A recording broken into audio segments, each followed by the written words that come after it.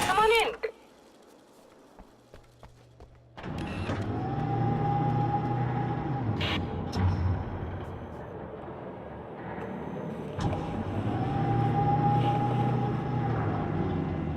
This is what you look like. Does that bother you? I bet it does. I'm not just wearing your face, you know. It goes a lot deeper than that. There's a lot of you and me. All the best parts. At first, I was just an idea. But they kept telling all those stories about you. You already had that rep. And then you disappeared mysteriously. And then, the stories about bad, crazy Alan Wake came true. And here I am. That's the best part, isn't it? When that happens, you can always count on Cauldron Lake.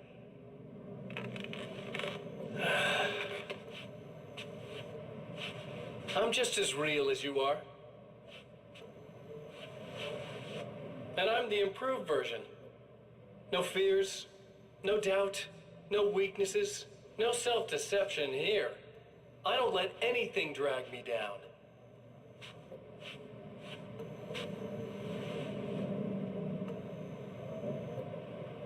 I know you like I know myself.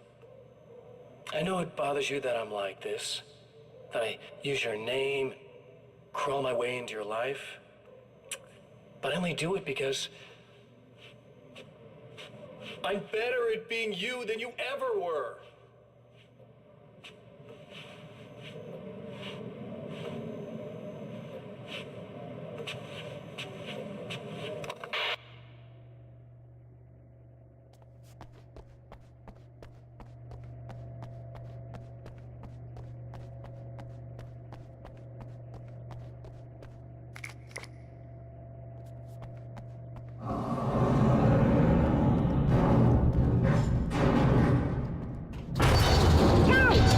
To protect the telescope or we can't complete the signal.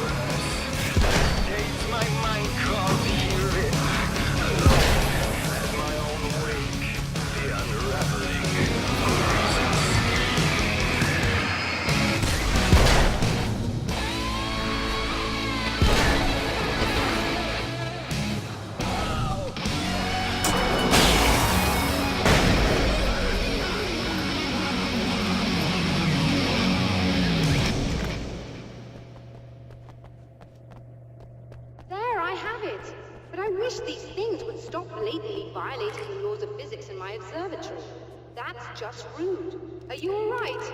I'll live. I'm glad. I'll send the lift down to you. I remember our previous encounters very clearly now, but technically, if this really is a loop in time, we've never met before. I don't know why our awareness persists, but it's bloody fascinating.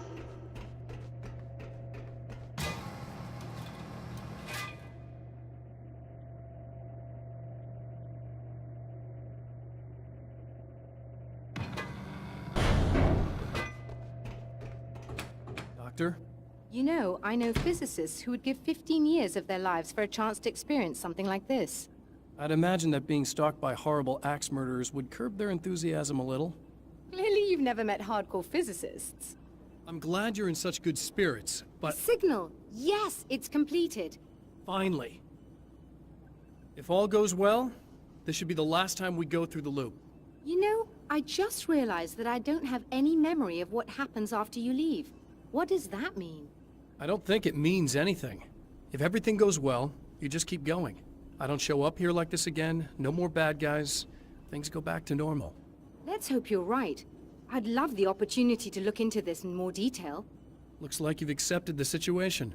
I'm a pragmatist. If this is a delusion, at least my first psychotic episode is anything but boring. Really, Mr. Wake, at the end of the day, I'm a scientist. I love mysteries. I love not knowing. Whatever else this might be, it's absolutely fascinating. I wonder how far this reaches. Is everybody in the world experiencing this? Who knows? I think reality's probably pretty fragile right now. Doctor, I can see you're very enthusiastic about this. I'd appreciate a bit of discretion. Are you suggesting that we should suppress this? No, you can do what you like, but I want you to leave me out of it. But surely, with the things you know, the things you've experienced, you can replicate any of these results. We could— Let me be blunt.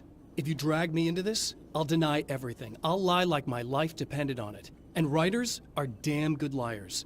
Word of advice. This is things man was not meant to know territory. You get into this, chances are you'll open up a door into a world of hurt. Believe me, I know. I see.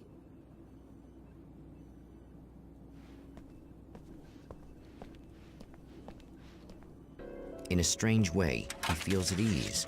He is armed with his own words, and when the time comes, they will be enough or they will not.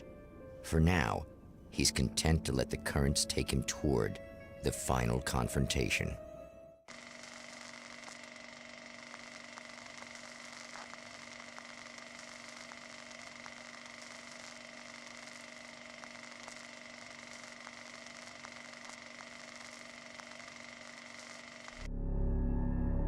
Once more, we return to the drive-in. If he's aware of the absurdity of arming oneself with a few sentences and standing against a power that can pierce time itself, he doesn't show it. The man has his share of weaknesses, perhaps more, but cowardice is not among them.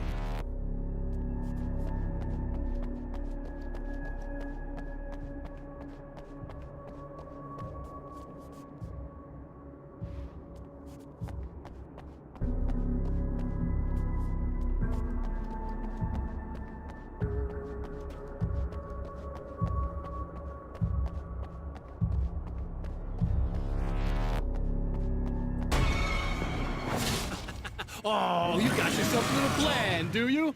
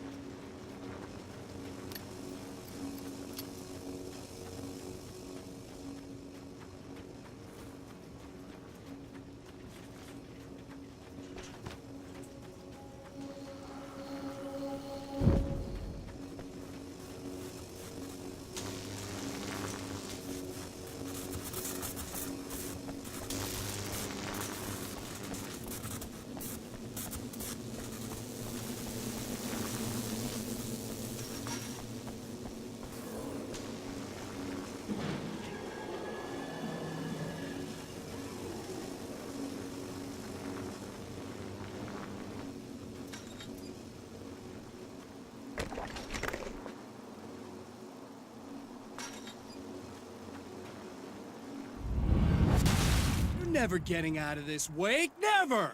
Don't worry. I'll take care of your wife and your life. This doesn't sound really desperate. Really, I'm a psycho. You knew I am a psycho. I told you I'm a psycho. Really, I'm a psycho. You knew I'm a psycho.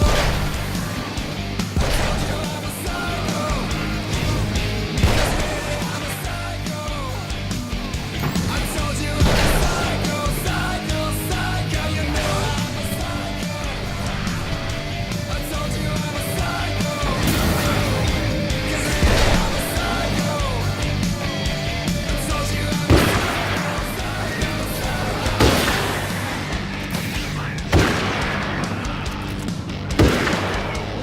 Get ya. Right, let's get some schizophrenia. You know I'm gonna get ya. I told you I'm a psycho.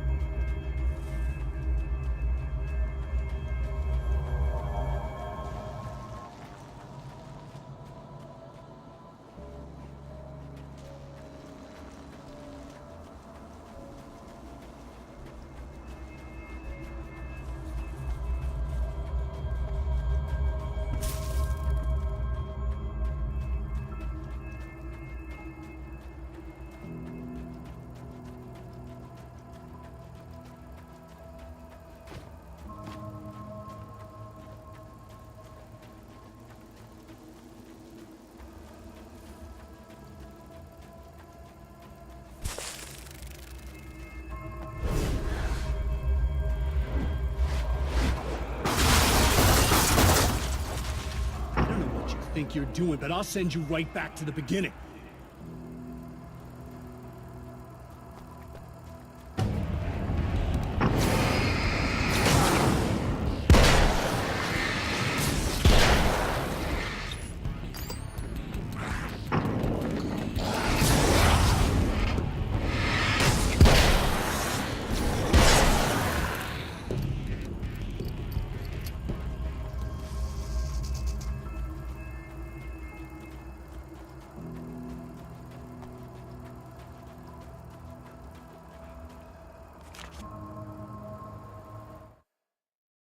When the dark man's eyes suddenly locked into Serena's, she flushed hot.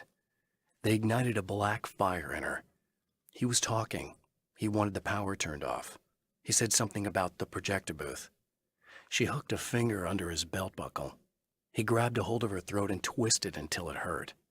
Somewhere deep inside, a part of her screamed in paralyzed horror, but the moan that escaped from her throat had no panic in it. "Pay attention," he said. "Business first." His eyes glittered shamelessly. Hers did too.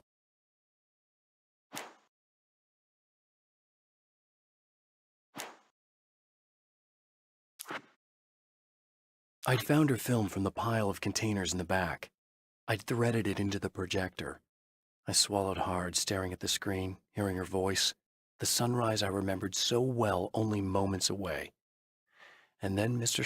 was there, nailed by the projector's beam, caught in his own trap. He shouted at me, first in confusion, then rage.